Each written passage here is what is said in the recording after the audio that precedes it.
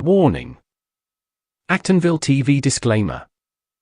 The views and opinions expressed in this program are those of the host, authors, and do not necessarily reflect the official policy or position of any religious affiliation.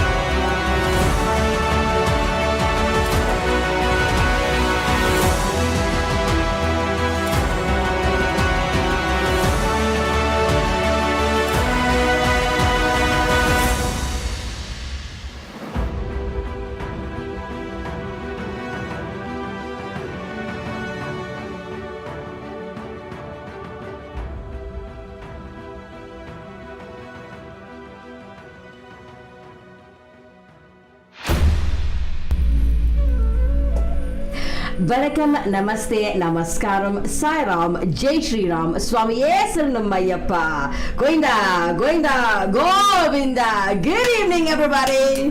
Welcome to the show, everyone. All right. We are currently streaming live in Lenasia South on Actonville TV. It's for everyone. This is a show called The Journey, and it's about exploring Hinduism as a whole. I'm your host, Kimera, Heeralal, and if you'd like to interact with us in studio today, please do so by commenting at the bottom of the screen.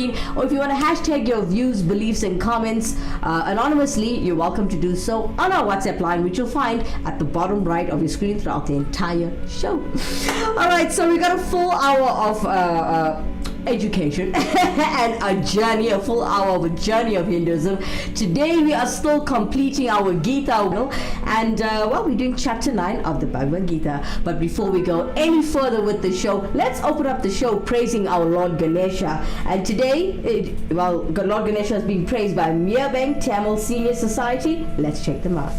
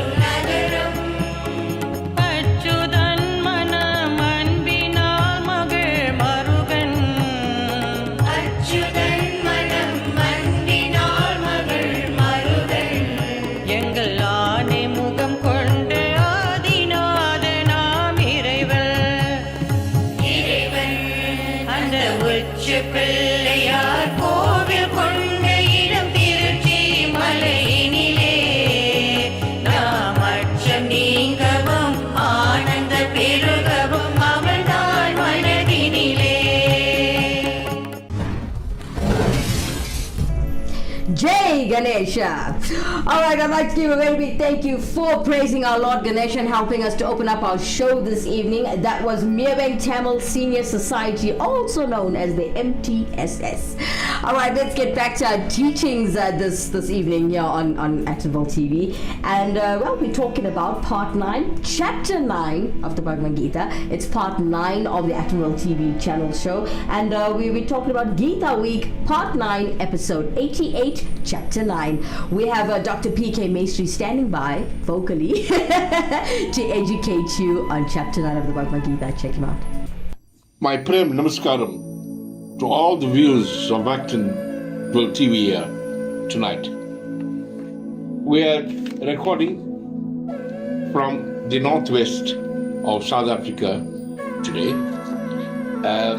Before I start on chapter 9, I want to say that all our quotations and transliterations are from the book, the Bhagavad Gita as it is, by His Divine Grace, A.C. Bhaktivedanta Swami Prabhupada.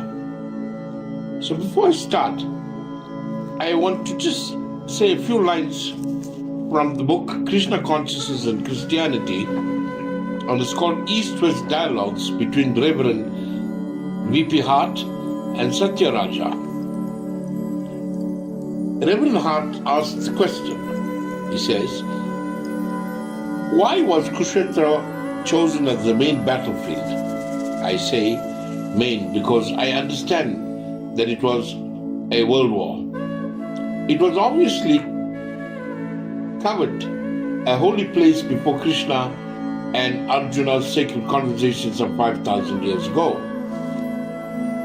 Satyaraja Dasa explains, the Kurukshetra is a plain near the present city of Delhi and very close to Panipat. It is a large part of the area called Dharma Kshetra. It was considered sacred because it lay at the confluence of two India's most holy rivers, the Yamuna and the Saraswati. There is one of the reasons. Of course, the holy dialogue between Krishna and Arjuna, which is totally spiritual, is not limited to considerations of time and space, which are material factors. Kurukshetra was always a holy place for this transcendental conversation that took place millions of years ago. When you say millions of years ago, this came to pass to us some 5,000 years ago. But the pure sages always knew that it would one day come to be, and so the place was always considered holy, even prior to the time of Krishna and Arjuna. In chapter 9, the Supreme Lord Krishna declares that among all, bhakti is the highest, yet the simplest path of attaining yoga or union. In this chapter, he reveals the supreme glories that inspires reverence and devotion. Although Sri Krishna stands in front of Arjuna in his personal form, not be mistaken to possess human personality. At the beginning of creation, the Supreme Lord creates innumerable life forms, and at the dissolution, he absorbs them back into himself. And in the next cycle of creation, he manifests them again. Similar to the mighty winds that blow everywhere yet always stay within the sky, all living beings dwell within God. However, he remains ever aloof and detached from all these activities as a neutral observer by his divine Yogmaya power. Yoga is the physical exercises coupled with meditation to seek God. Maya is the illusion. This chapter is called Raja Vidya Yoga, and it means one should know himself, what he is, and act accordingly. You must say, I'm not material, I am spirit. The spirit is the non-physical part of a person, which is the seat of emotion and character, called the soul. To resolve the apparent confusion of the Hindu Pantheon, Sri Krishna explained that there is only one God, who is the sole object of worship. For all living beings, he is the true friend, the support, refuge, and the final goal. Therefore, those souls who engage in exclusive devotion towards the Supreme Lord go to his abode and remain there. Those ritualistic ceremonies described in the Vedas also take the celestial. However, spirits are exhausted. There was a return to earth. Krishna Bhakti directed towards him. Such a devotee lives in complete union with God's will, doing everything for him and offering everything to him. Their pure devotion helps devotees attain the mystic union with God and release them from the bondage of karmas, that's the action and reaction. Sri Krishna asserts that he is impartial towards all creatures. He neither favors nor rejects anybody. Even if despicable sinners come to his shelter, he accepts them willingly and very quickly makes them pure and virtuous.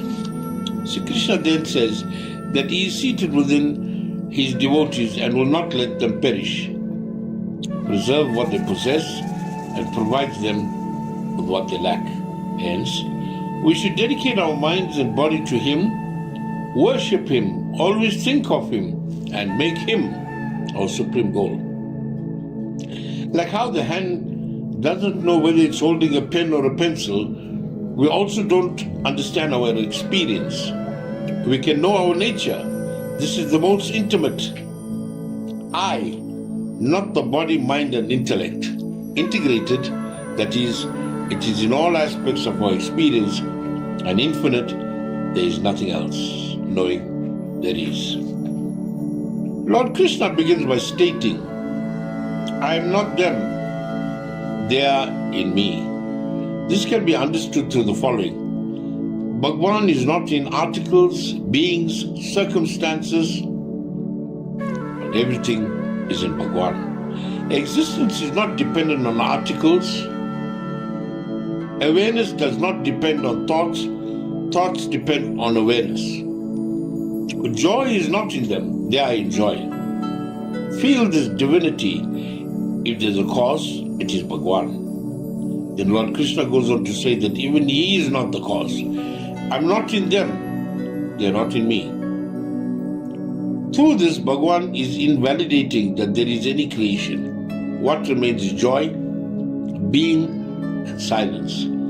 This subtle message proclaims that Bhagwan is not the doer and that reality is being. We, like Bhagwan, should live our lives without any doership, without any deservership, without any vanity. The following concepts are dealt with in this section. Initially, non-worshippers are caught in the wheel of birth and death. Then, worshippers of other gods, devotion and its effects, why at all the Lord requires offering from a seeker. A result of such dedication of activities, the Lord says that whoever offers him with love and devotion, even water, a leaf, a flower, or a fruit, is not concerned with the quality of the article offered to him by the devotees, for he watches only their motive and devotion. Even if the worst sinners worship him with exclusive devotion, they'll be regarded as righteous, for they have taken the right step. To these men who worship me alone, thinking of no other, to those ever self-controlled,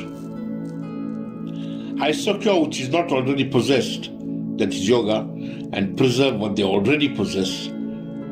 This assurance is contained in some of the verses in this chapter and is focused on the Lord's advice. So Krishna assures Arjuna, he says, my devotee who has sincerely offered his soul to me will never perish. Whatever action you do in your daily life, like eating, drinking, reading, practicing austerity, offerings and sacrifice, etc., do it as an offering to me and not with a selfish motive. Those who take refuge in me will attain the supreme goal, even though they have some impediments. So Arjuna, fix your mind on me, be devoted to me, sacrifice unto me, bow down to me, have thus united yourself with me, taking me as the supreme goal, you shall come to me. Live as the Geeta teaches you to live in this discourse, that nothing can exist apart from him. He is both the manifested and the unmanifested reality of the universe. He who is aware of the secret of reality and existence will surely reach him.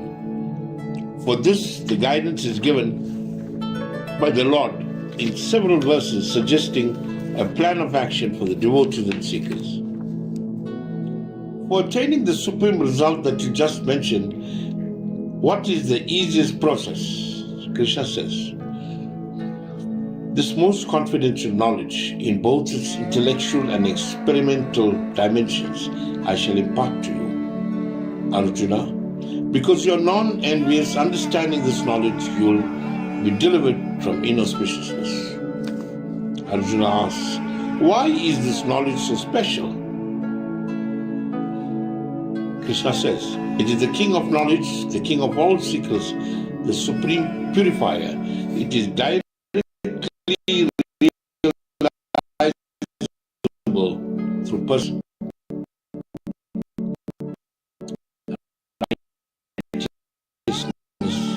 Practical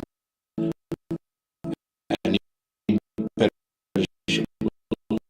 Says, this is obviously in faith. Those who entertain, they are reborn in this world, which is the path of repeated death and transmigration. Arjuna, what is this knowledge that you will be imparting? Krishna says, it is the knowledge about my mysterious relationship with the world. This world universe is pervaded by me in my unmanifest form. All beings abide in me, yet I do not abide in them. Arjuna, what is mysterious about this relationship, Krishna?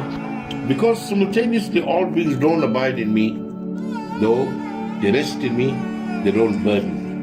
Behold my mystic opulence. Although all beings are sustained by me and are contained within me, I am not contained in them. I exist beyond them as the source. Arjuna, can you explain this complex relationship with an example? Krishna says, contemplate on this. As the mighty wind, while going everywhere, still abides within the sky, so do all beings. That is, while moving by their free will, abide within me, he says. Arjuna, when living beings act according to their free will, how do they abide within you? Krishna, they are constrained within the boundaries of time. At the end of the cosmic age, all living beings, Arjuna, go to my nature, and at the start of the new era, I again send them forth.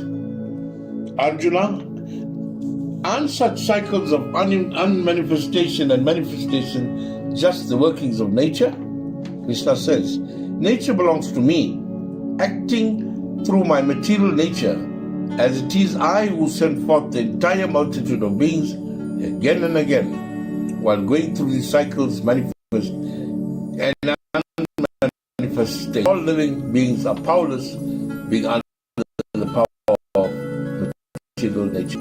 Arjuna, send living beings into this world of suffering. Krishna says, these actions never bind me, Arjuna, because I'm seated as if neutral. I'm unattached to these actions. That is, I don't cause the sufferings of living beings. It is a result of their own past karma. Arjuna, if you're neutral, what is your role in the working of material nature? Krishna says, I am its overseer. Under my supervision, material nature gives rise to all beings, moving and non-moving. Within its rules, Arjuna, the universe revolves. That is, living beings function within the boundaries of material nature and are held accountable by its laws, such as the law of karma. Prem Namaste to one and all of you, and good night for now. Thank you. Thank you to Dr. P.K. Maestri for sharing his wisdom and explaining to us in English the Bhagavad Gita, chapter 9. We got Ravi Nagan Naidu coming in from YouTube. Namaskaram to you, sir. Ravi Nagan continues to say heartfelt thanks and appreciation to the hierarchy of the Actonville TV, its contributors, guest participants, and supporters in creating this platform to educate and enlighten everyone on Hinduism. Thank you so much, Ravi. Vishnu Devan Woodley coming in. Namaskaram to you, sir. And Ravi Nagan as well. May you all be blessed in abundance. Vishnu Devan Woodley, welcome to you too. Alright, so before we get to Shashi Gusain and her teaching you and educating you a little bit more about chapter 9 in the Bhagavad Gita, let's cut to a bit of a song, as this is exactly like the Sunday services that you have at temple, with your educational part as well as your bhajan songs, with your services and your energy, and us giving our devotion to our Samis and deities. Let's check out Viraj Haridio from Johannesburg with Mere Maan Mera. Check it out.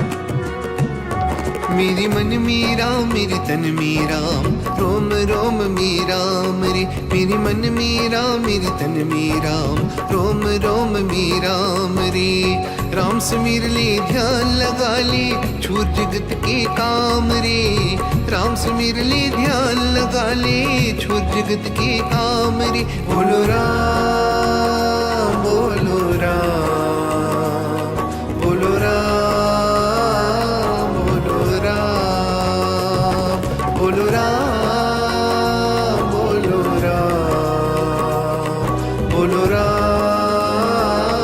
बोलो राम।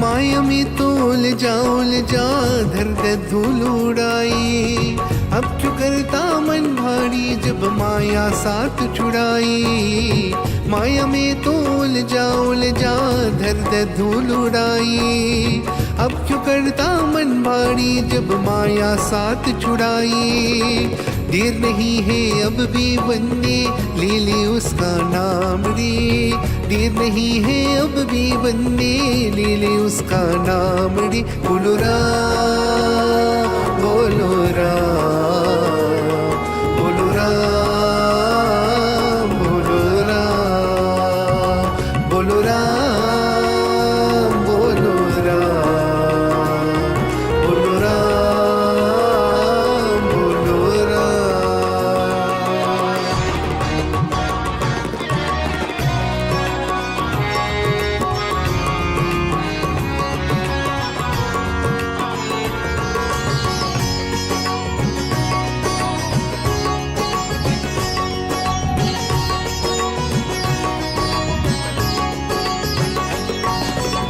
तन के भीतर 5 लुटेरे डाल रही है ढेरा काम क्रोध मद लोभ मोहने तुझको कैसा घेरा तन के भीतर 5 लुटेरे डाल रही है ढेरा काम क्रोध मद लोभ मोहने तुझको कैसा घेरा भूल गया तू राम रतन भूला पूजा का काम रे भूल गया तू राम रतन भूला पूजा का काम रे बोलो राम बोलो राम बोलो राम बोलो राम बोलो राम बोलो राम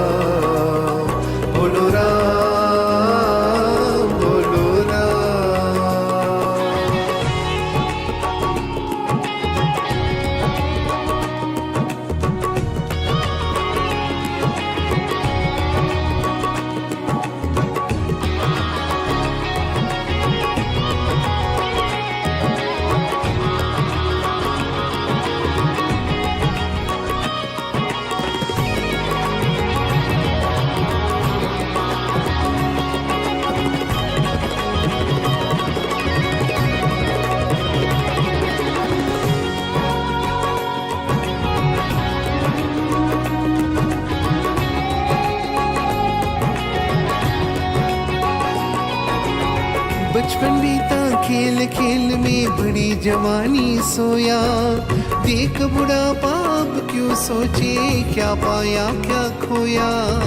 बचपन बीता खेल खेल में बड़ी जवानी सोया, देख बुढ़ापा अब क्यों सोचे, क्या पाया क्या खोया। दिन तो बीता दौड़ धूप में, ढल जाई ना शाम रे। दिन तो बीता दौड़ धूप में, ढल जाई ना शाम रे। बोलो राम बोलो राम, बोलो राम बोलो राम, बोलो राम बोलो राम, बोलो राम बोलो राम। मेरे मन मेरा मेरे तन मेरा, रोम रोम मेरा रे। मेरे मन मेरा मेरे तन मेरा, रोम रोम मेरा रे। राम सुमिर ले ध्यान लगा ले, छूर जगत के काम रे। राम सुमिर ले ध्यान लगा ले, छूर जगत के काम रे। बोलो राम बोलो राम, बोलो राम बोलो राम, बोलो राम बोलो राम, बोलो राम बोलो राम, बोलो राम बोलो राम, बोलो राम बोलो राम, बोलो राम बोलो राम, बोलो राम बोलो राम, बोलो राम बोलो राम, बोलो राम बोलो Ram.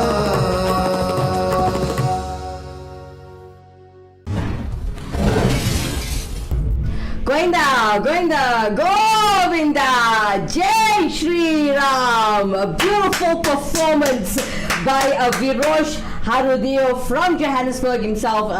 Mere Man Mere Ram. I love that song personally. I have to share with you.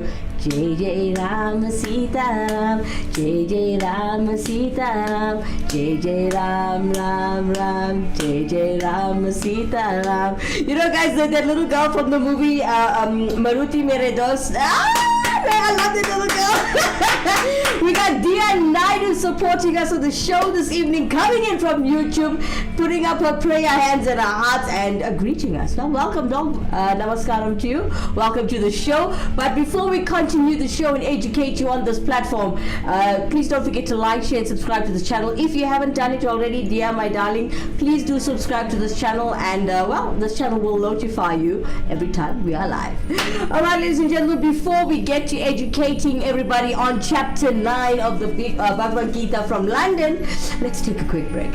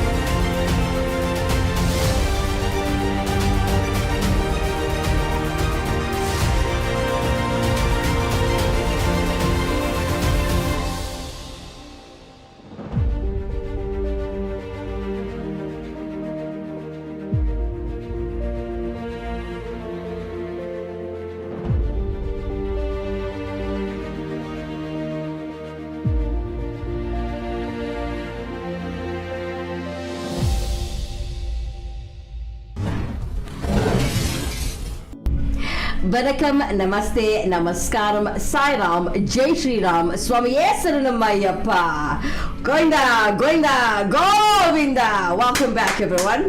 All right. Welcome to the show if you just joined us. For those of you who just joined us, you're a little late as we go live every single weekday, Monday through to Friday at 7 p.m. Central African Time. All right, for those of you who don't know me, I'm your host, Kimera Heeralal. You are watching The Journey Show, the show about exploring Hinduism as a whole. Now, if you want to interact with us in Shire today and share your views, your beliefs, your granny stories, you're welcome to do so at the bottom of the screen, or if you want to hashtag your views and comments anonymously, you're welcome to do so at the, well, you'll find the WhatsApp line there at the bottom of the screen, and you're welcome to do so by dropping us a hashtag anonymous with your view and comment. It's fine. A lot of people find religion to be a very touchy subject to actually speak about, so you're welcome to hashtag yourself anonymously on our WhatsApp line. All right, as promised, a Shashi Gosai all the way from London, teaching you and educating you, well, her view and her way of the Bhagavad Gita, chapter 9. Namaste, I'm Shashi Gosai. So we're going to continue our journey through the Bhagavad Gita. But before we get on to chapter 9, let's just recap what we learned in chapter 8. In the chapter 8, Krishnaji mentioned the concept of heavens, clarified that getting to heaven is not moksha, described the endless cycle of creation and dissolution of the universe, and how all things are stuck in that cycle. Sri Krishna now progresses to the infinite nature of Ishvara, the finite nature of Maya, and the concept of self-realization. He begins the chapter by asserting that the knowledge of Ishvara's infinite nature will result in liberation and the freedom from cycle of life and death that we're all trapped in. Those who have begun the purification of their minds through Karam Yoga and meditation will understand this knowledge completely. The knowledge is said to be secret because even if you hear the teachings, it's rarely understood. It's not arrived by any normal means through perception or inference. It can only be acquired through total commitment, compassion, faith, grace, and devotion. He begins by describing the knowledge as royal, the king amongst all knowledge, the foremost knowledge of the absolute, the supreme purifier, directly experienceable, righteous, very easy to practice, and indestructible. Never again will we become servants to these fleeting thoughts and senses that are racing in our mind. Sri Krishnaji says one must have complete faith in his teaching in order to gain liberation for the cycle of birth and death. Rituals and sacrifices will help eliminate our sins. But this knowledge eliminates the actual root cause.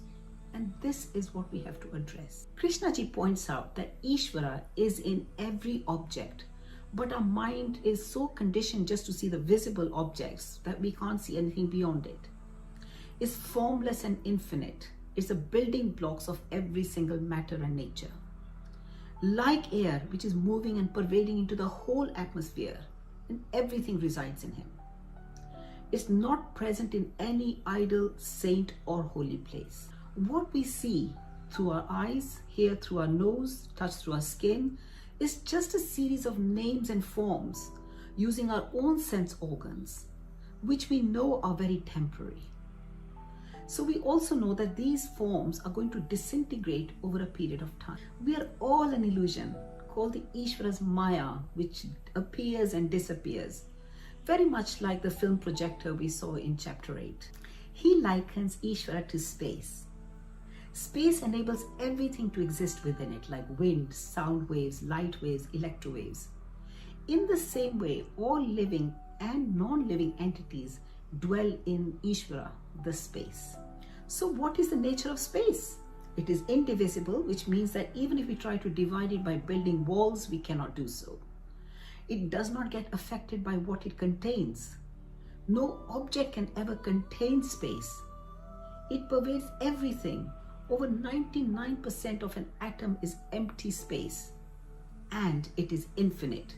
No object can ever contain space. Similarly, Sri Krishnaji says Ishvara is infinite, indivisible, pervades everything, and remains unaffected by what it sustains.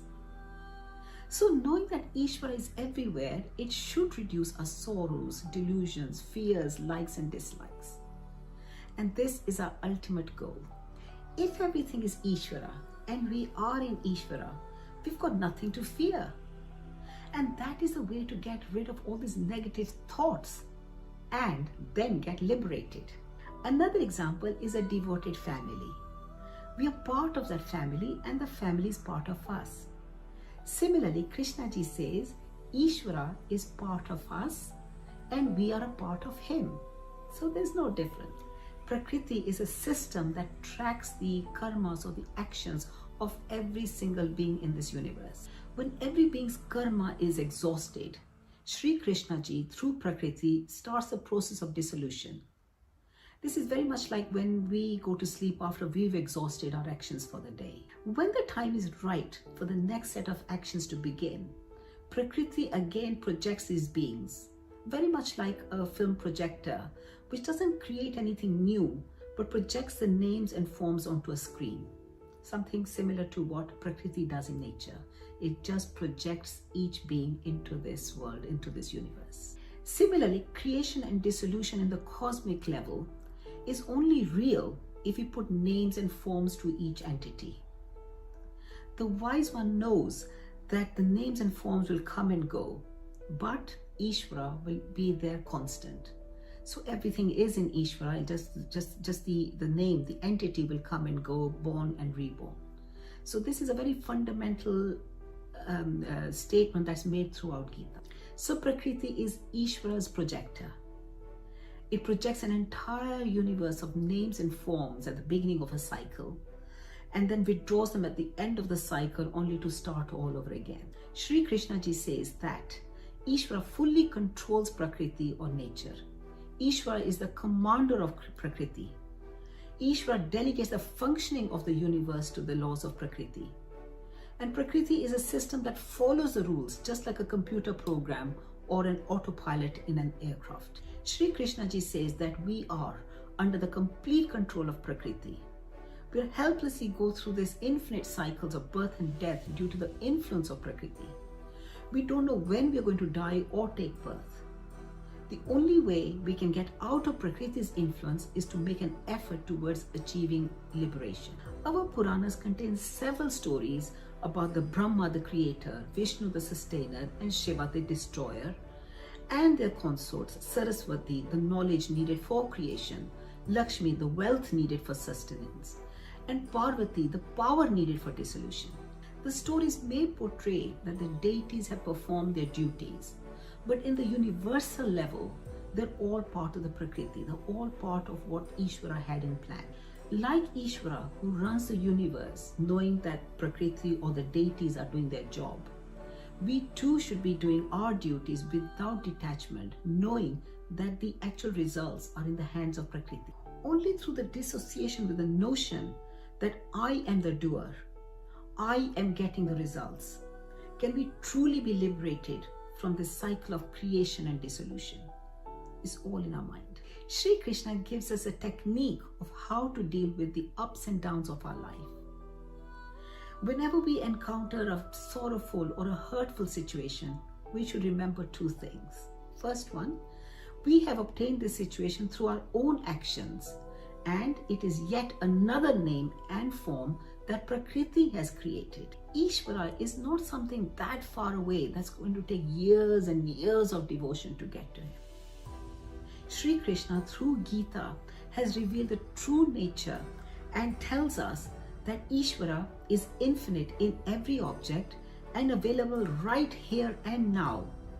It is repeated pointer to respect all things around us, all the beings, all the humans, all the plants, because Ishvara resides in each of them. If we start with the notion that our body and mind is everything, and Ishvara is something very far away, unconnectable, we'll only be thinking of our physical state, and we'll forget of how to deal with a sorrowful state, which is a mental state. So this is where Sri Krishna ji helps us. For freedom of sorrows, we should have to get the correct knowledge through unwavering devotion and understanding of the true nature of Ishvara as the source of all beings. The learned souls have full devotion, complete dedication, and remain united with Ishvara through meditation. Some worship Ishvara in his formless aspect, and some as a name given to any one of the many deities. So how do these learned souls stay focused on Ishvara? Sri Krishna ji says that these noble people go through a 3-step process, and that is hearing scriptures, resolving doubts, and internalizing the knowledge. It's only through this process that the true nature of Ishvara is understood. This has to be constantly repeated to stop our thoughts from straying. So willpower is needed by us in order to stay focused to the knowledge of Ishvara. That's why we had the concept of fasting or giving up certain pleasures on certain days. And this was a way of connecting to God, because it's a way of us getting over our desires of Prakriti so we could focus on a higher deity. We also have to learn to trust Ishvara completely. When things are going right for us, we thank God. But when things are going wrong, we're going through a rough patch, we sometimes even question whether there's a God there. But when we realize that everything's happened for a reason, we know Ishvara had a longer plan for us to get over this rough patch so that we could see true happiness later. Sri Krishna ji says that the true devotee remains united and connected with Ishvara by always recalling the infinite nature of Ishvara, seeing Ishvara in everything, continually weaken our individuality, realizing that all joys, sorrows are tied to actions, and treating everything as Ishvara's gift. Vedic rituals are carried out in all auspicious occasions. And Sri Krishna ji says Ishvara is present in every component, including the herbs, clarified butter, sacred fire, act of offerings, or the sacred mantras. In our daily lives, Ishvara is present in cooking in the form of vegetables, oils, spices, utensils, and so on. Sri Krishna, by redefining action and worship of Ishvara, does not differentiate when and who can worship. For example, Sant Kabir Das was a cobbler and Arjuna was a warrior, but both of them could access Ishvara without leaving their respective professions. We have the opportunity of doing the same thing. It's our own attitude while performing work which is the most important. Sri Krishna further elaborates on Ishvara's infinite nature. He calls him the father, mother, and the grandfather. So why is that? Father protects and helps the child to grow, mother creates and nurtures, and the grandfather is extremely attached to his grandchild. Ishvara treats every being in this universe like a caring family would. Ishvara is also the 3 Vedas, which are the ultimate source of knowledge, and the sacred syllable Om, which is the utmost mantra for internal peace. Sri Krishna ji then describes Ishvara in 12 words. He is the supreme goal or destination, controller of the entire universe, provider of the universe, unattached witness, container of the universe, ultimate refuge, creator of the universe, sustainer of the universe, dissolver of the universe, the friend, the resting place, and the ultimate seed that creates the universe indefinitely. Ishvara provides heat as the sun, and he creates a water cycle with heat and rain. So when it gets very hot, we should recognize that it's Ishvara that's providing the energy for the sun, but is needed for the rains later. Ishvara is found as an infinite entity in immortality, a finite in death, real and unreal. So how do we differentiate between real and unreal? We've probably all been to magic shows where bodies being cut up and card tricks, which our senses are saying are real, but our mind knows it's unreal. So similarly, Krishna ji says to develop this vision of the essence and not of names and forms. So after having described the infinite nature of Ishvara, Sri Krishna ji then goes on to describe the type of devotees. There are 2 types of devotees. The first one is the desire orientated, who worship for material gains, for example, money, name, or fame. They will attain heaven temporarily and then recontinue the cycle of life and death. And secondly, the desireless ones, who worship with purity. He has single-minded devotion with a focused goal. They have no fear, suffering, or sorrow, and they get the final liberation or moksha. Sri Krishna reiterates that the worship of deities does lead to Ishvara, but it is still limited and incorrect. It's still a very finite deity and you'll get finite results. But Ishvara is infinite and all actions lead to him. For example, when we feed someone, care for someone, help someone in need, we should know that ultimately we are feeding, caring for, or helping Ishvara. Shri Krishna ji says, ego and attachment are obstacles to the path of liberation. Krishna ji says that those who worship gods reach gods after death. Those who worship ancestors will reach ancestors. Those who worship spirits will reach spirits. But those who worship Ishvara will reach Ishvara. So what is the correct technique of worshipping Ishvara? So firstly, Ishvara doesn't want any expensive gifts. To become his devotee, we can give him something that the nature offers in plenty for free. For example, a leaf, a flower, a fruit, or even some water. Even in our daily lives, we need to cultivate relationships, and this requires actions and attitudes. Similarly, to build a strong relationship with Ishvara, we need to engage both our mind, actions, and to be continually engaged in his worship, continually think about him in all the actions we take. So when we give a simple gift to Ishvara, but it's done with devotion, Ishvara accepts it and we will yield the results later on. So once we've created this habit of worshipping Ishvara daily in our homes, we should slowly bring him out into our everyday actions. So we need to bring this divinity in all our actions, and Shri Krishna ji says that if we perform any actions with devotion and dedicate and offer everything to Ishvara, we will get the results. For example, whatever we do, eat, offer, or charity or penance should all be done in the name of Ishvara. So any action can be converted into an act of worship. For example, eating, say a silent prayer and then eat as prasad. Exercising causes discomfort initially, which is regarded as tapas, but gets us long-term gains. Extra hours at work, you're sacrificing time for long-term gains.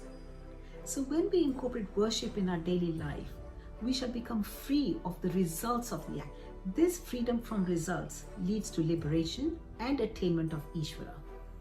This is the ultimate result of living a devotional life. For example, if you're working for a very successful CEO of a company, we will trust his decisions on the right action, on the right plan, and we'll carry out his instructions for a successful conclusion.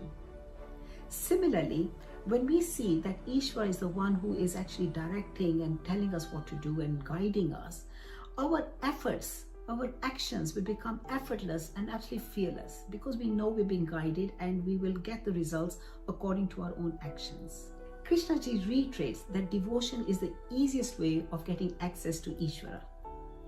Even criminals and sinners, if they worship wholeheartedly to Ishvara, can get liberated. Anyone, anywhere can practice this and access Ishvara. So with this single-minded devotion, all of us can get everlasting happiness and peace. Apart from Brahmins and Kshatriyas, Krishna ji said, even women, Vaishyas and Shudras can take refuge in him. For this, we have to look at the shloka in its historical and metaphorical context. Most types of spiritual practice require a high level of detachment, but Bhakti Yoga doesn't. That's why women who are attached to children, traders who are attached to money, laborers who are attached to fruits of their action can also attain this. Therefore, Shri Krishna ji urges the path of devotion because anyone who has deep attachments to worldly matters can still attain liberation through devotion. Anyone can become a devotee. Shri Krishna gives another reason for the path of devotion or Bhakti Yoga. He says that the world in which we live in has two main defects. Firstly, it's impermanent. Secondly, devoid of joy. We usually run into these worldly pursuits of wealth, money, fame, positions, titles, etc. But none of these are permanent, and nor will they give long-lasting happiness. We sometimes think that others who have these things are happier, but it's not true. Impermanence and sorrow is the nature of the world. Krishna ji gives us guidance on how to cope with all kinds of situations. If we make Ishvara our goal in life, Every time we serve someone, we're serving Ishvara. We may have situations in our life which are disagreeable. We may not like some people, but we have to surrender to Ishvara. This has happened due to some past actions that we have to now look at the results, but they are very temporary results. This is what the world is. It's very temporary. These are all our feelings which will come and go. So what is the end result? If we've been engaged in Ishvara throughout our life, and we see Ishvara in everything and everything Ishvara, and we don't see the world any different from us, that is the ultimate goal and the refuge. And that is the secret knowledge. Well, I hope you'll enjoy listening to the little bit of Bhagavad Gita. I'll be bringing chapter 10 next. This is Shashi Gosai. See you. Shashi Gosai, all the way in London, educating us globally about the Bhagavad Gita, chapter 9 today. Love it. Shemaine Govender coming in on YouTube, ladies and gentlemen. Welcome to the team, Attenville TV. The dedicated work you do day after day is important and appreciated. Thank you so much, Auntie Shemaine. She also says, thank you, Dr. PK Maestri, for educating us on the knowledge of the Bhagavad Gita. Thank you so much for joining the show, Auntie Shemaine. It's always nice to have new viewers, new subscribers. If you didn't subscribe, please do it now, as it helps the channel to grow, and it's a very important part of growing this channel on YouTube. Yeah. All right. Coming up next, we got Vijay Ramkisuna. Well, performing for us, Aarti. Om Jai Jagdish Hare, Swami Jai Jagdish Hare,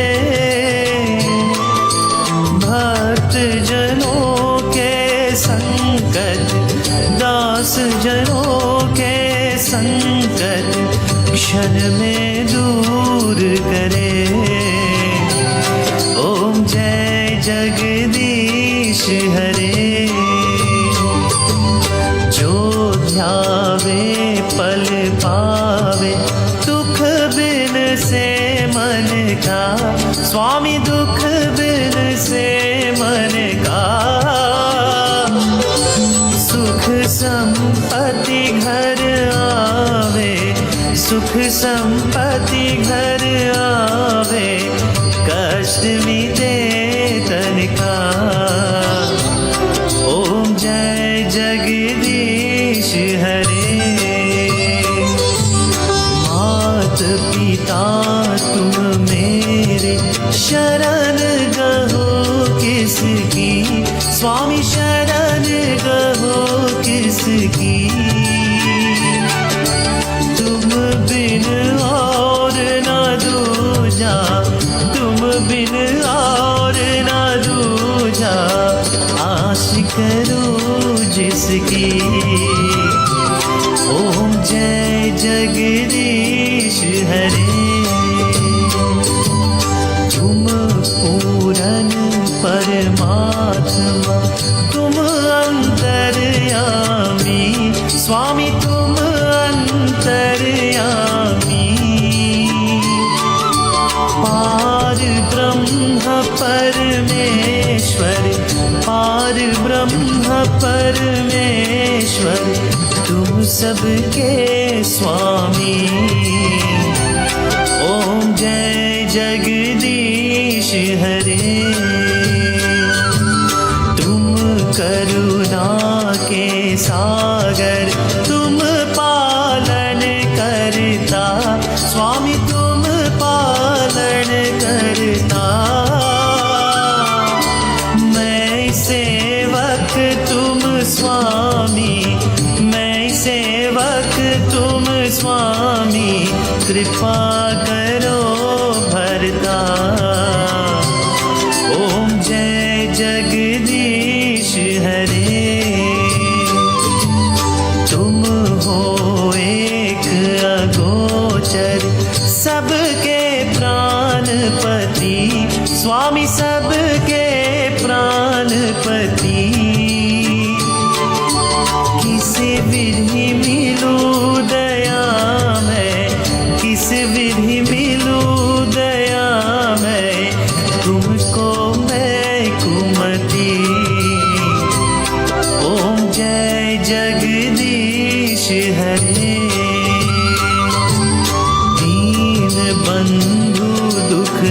करता, ठाकुर तुम मेरे, स्वामी ठाकुर तुम मेरे।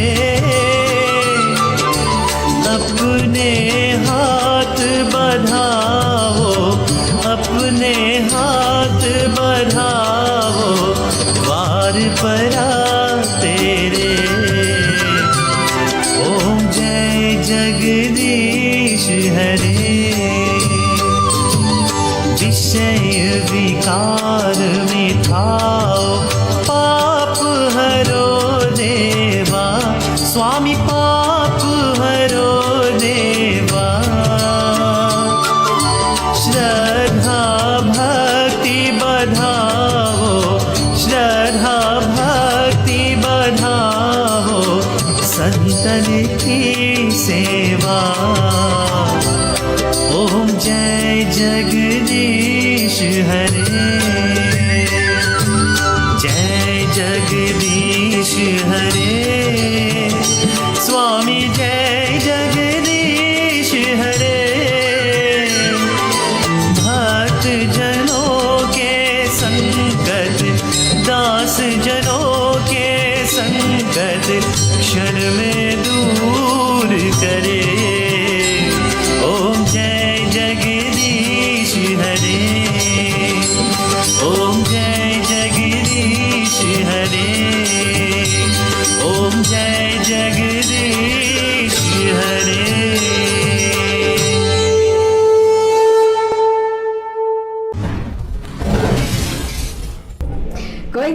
Goinda, Govinda. What a beautiful performance of the Aarti from Vijay Ramkisun. Thank you so much for that delivery. Let's take a quick break. We'll be back straight after this.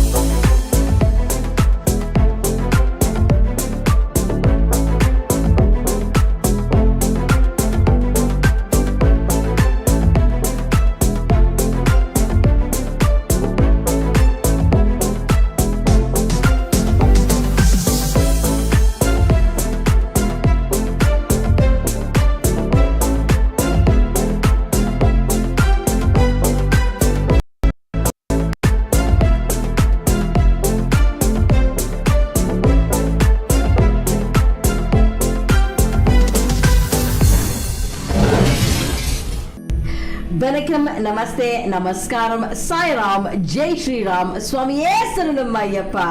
Goinda, Govinda. Welcome back, everyone. You're currently still streaming live with us in Indonesia South on Actonville TV. It's for everyone. This is The Journey Show, the show about exploring Hinduism as a whole. I'm your host, Kimera Heeralal. And for those of you who want to join the conversation, please do so by commenting at the bottom of the screen or hashtag your notes anonymously on our WhatsApp line. Yeah, so everybody knows Ganesha Chaturthi is coming up. Well, it's close to those prayers. Let's take a look at what the MSK has coming for you. तुंग करिमुगने तूमणि ஞானவனே பொல்லாவினைகளே அகலே அருள்வாய் விநாயகனே ஞான முகனே வெள்ளை மணமும் கல்வி தருவாய்.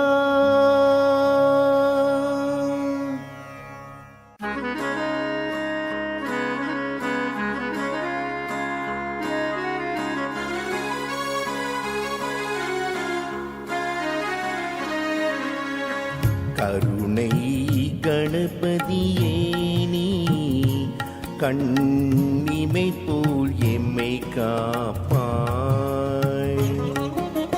கருணை கணபதியே நீ கண்ணிமை போல்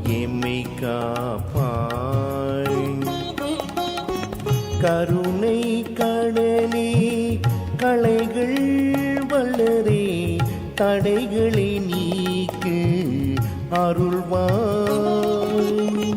கருணை கடலே களைகள் வளரே தடைகளை நீக்க அருள்வாய். கருணை கணபதியே நீ கண்ணிமை போல் எம்மை காப்பா.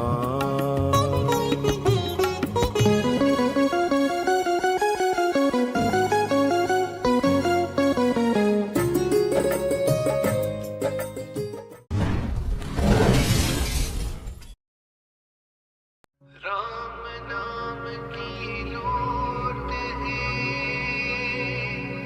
लूट सके तो लूट, अंतकाल पछताएगा जब प्राण जाएंगे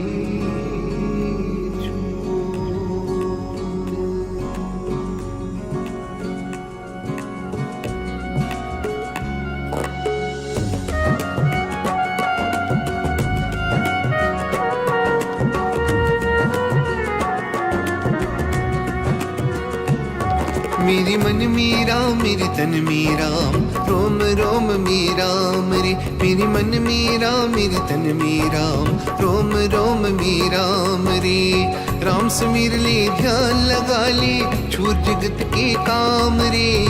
राम समीर ले ध्यान लगा ले छूर जगत के काम रे. बोलो राम बोलो राम बोलो राम बोलो राम बोलो राम बोलो राम बोलो राम बोलो राम.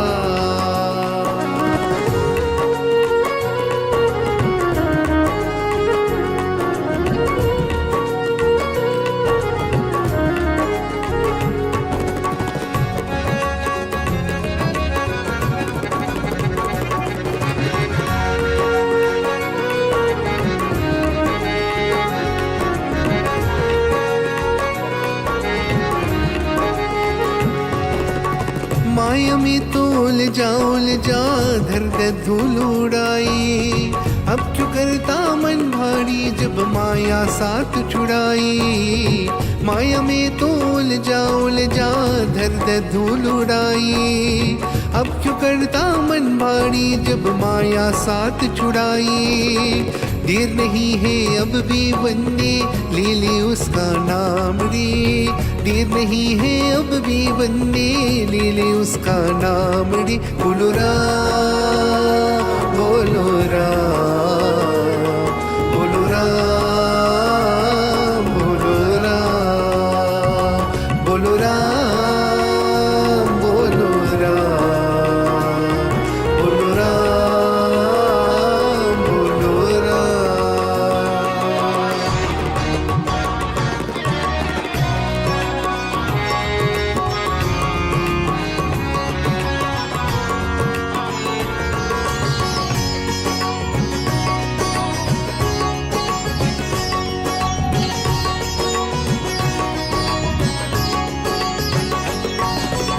तन के भीतर 5 लुटेरे डाल रही है ढेरा. काम क्रोध मद लोभ मोहने तुझको कैसा घेरा. तन के भीतर 5 लुटेरे डाल रही है ढेरा. काम क्रोध मद लोभ मोहने तुझको कैसा घेरा. भूल गया तू राम रतन भूला पूजा का काम रे. भूल गया तू राम रतन भूला पूजा का काम रे. बोलो राम बोलो राम बोलो राम बोलो राम बोलो राम बोलो राम बोलो राम बोलो राम.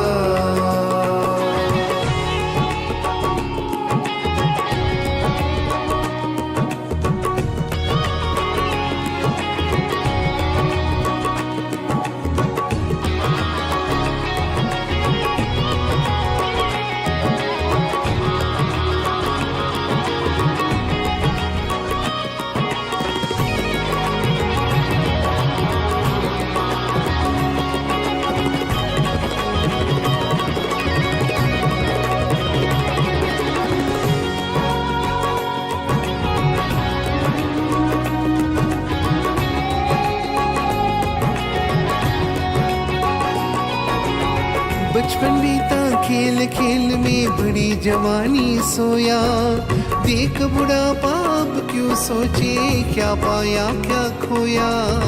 बचपन बीता खेल खेल में बड़ी जवानी सोया, देख बुढ़ापा अब क्यों सोचे, क्या पाया क्या खोया। दिन तो बीता दौड़ धूप में, ढल जाई ना शाम रे।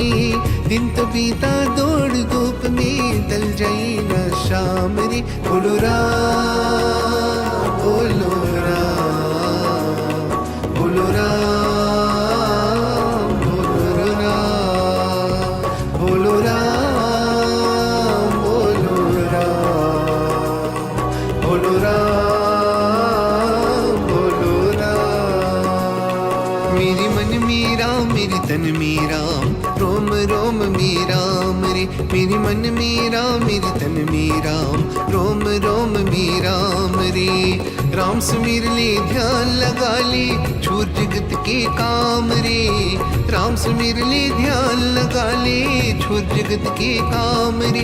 बोलो राम बोलो राम, बोलो राम बोलो राम, बोलो राम बोलो राम, बोलो राम बोलो राम, बोलो राम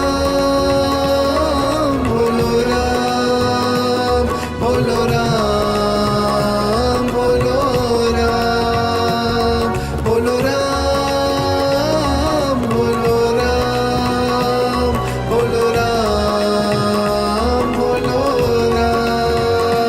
बोलो राम बोलो राम, बोलो राम बोलो राम।